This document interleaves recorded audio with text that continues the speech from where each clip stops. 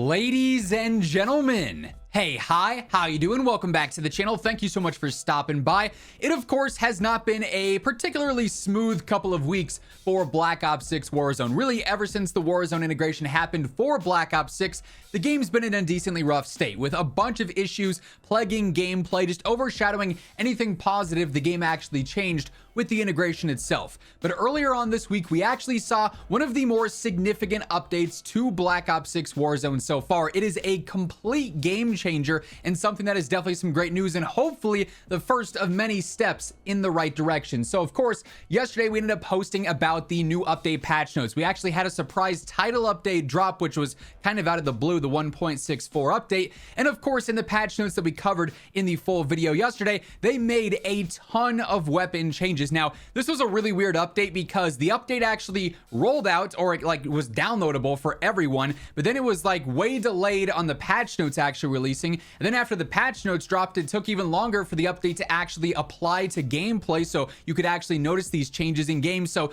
initially, a lot of players were a little bit concerned. Hey, they're saying they're reducing visual recoil. They've turned down this, they've turned down that. I'm not really noticed anything. Then the update actually fully rolled out to everyone, and it is insanely noticeable. And I wanted to demonstrate a little bit more of the importance of this weapons update, because as they list in the patch notes here, some weapons had anywhere between 30 and 75% of their noise reduced there, whether it be visual recoil, the turn sway on weapons, gun kick on higher magnification optics, idle sway on weapons, further idle sway while firing on weapons, weapon motion, so various different bob and translation and other stuff like that. This is a massive game-changing behavioral update for weapons that does a lot of good things. It does also present one major concern though at the same time. So to actually visualize those changes more, I have a weapon here that we actually just covered a few days back, the AK-47. We made a whole video talking about how this is technically the fastest TTK rifle, but it also has the drawback of being a more difficult to use rifle.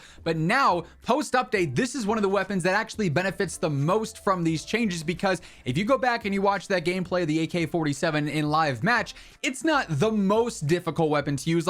Weapons in this game are still a lot more forgiving than they were in MW2 and the start of Warzone 2 and whatnot, but it wasn't just a straight laser beam. Now though, you go through and I mean, this thing is incredibly easy to stay on target with over long range. It doesn't deviate much. It is incredibly consistent throughout. You can easily see when you're shooting, there's still a recoil pattern there, but it ultimately ends up being an incredibly reliable and consistent rifle. This being one of the more difficult to use weapons pre-patch, now ends up being an absolute laser beam, and one that a lot of players will benefit from using. And that in and of itself is huge. A lot of the performance that you're going to see out of weapons now, like the AK-47 for instance, but really anything, and I think this is particularly noticeable over mid to long range, so this is going to affect a lot of rifles and LMGs, weapons of that nature. What you're going to notice a lot here is that weapon behavior feels a lot more like it did back in Warzone 1, where there was low visual recoil, low general recoil on weapons as well. And now, because of these changes, you don't have to load up, with a million different attachments based around recoil control. If I were to go back into the setup here, you can see it's a pretty straightforward loadout that really only has control coming in one aspect of it, and that's the vertical foregrip for some horizontal focus. If you wanted to put on, a compensator or recoil springs,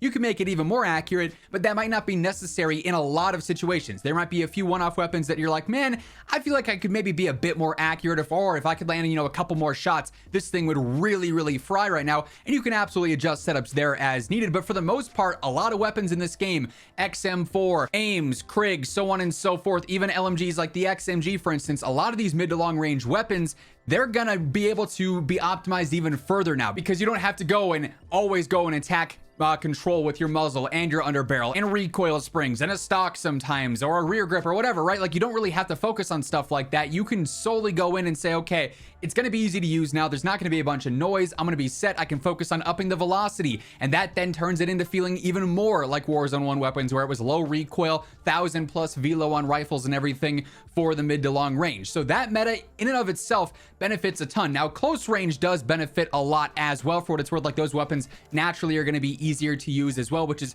always fantastic. And that's particularly important for keyboard and mouse players as well, not having to worry about going through and having all the visual noise and the visual shake where your weapon's going all over the place and there's a bunch of smoke and everything going on.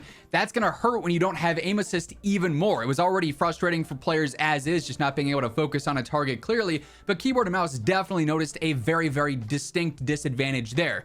Now, though, that's not nearly as persistent. It's not nearly as obvious whatsoever. It's actually helping out a lot with the skill gap there and shrinking that. There is, however, one slight inverse of this weapons update, and that is the gap between a Black Ops 6 weapon like the AK, which clearly, as we saw, easy to use, easy to stay on target with, right? It's gonna fry. You're gonna have laser beams across the board. The problem is, though, and the notes specified this, obviously it applies to Black Ops 6 multiplayer where there's only Black Ops 6 guns, but the notes in Warzone also directly said this applies to Black Ops 6 weapons. So as easy as this AK is to shoot, if I were to drop down this recoil plot thing as well with the, like the whole board here, easy to shoot, low visual noise.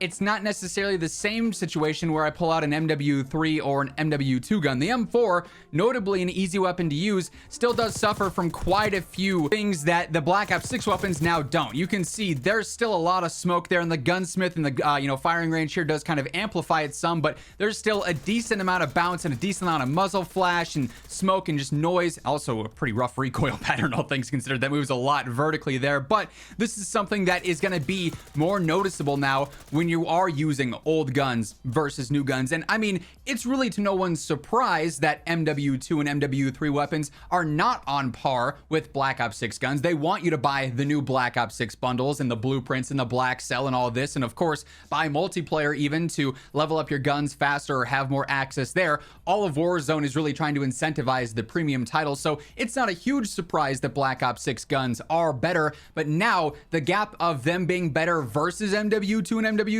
guns is even more noticeable, right? There were obviously quite a few MW2 and MW3 weapons that could actually hold their own prior to this update. They weren't, one for one even with Black Ops 6 guns, or drastically better in some cases. We've talked about several of them before as like surprise metas, and there's still some top TTK options, but from a behavior standpoint, that gap got a lot wider with this update and does create a lot more separation in those situations. So that's definitely something to take note of.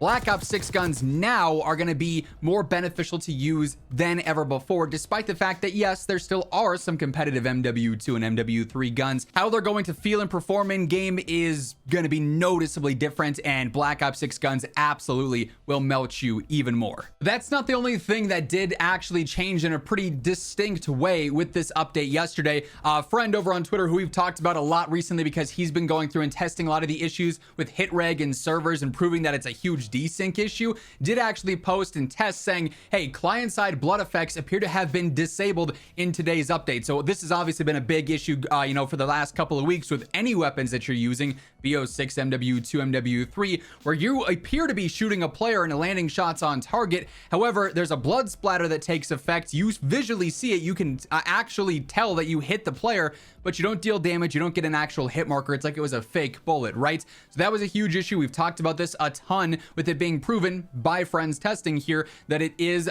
server desync and lag that's making that happen.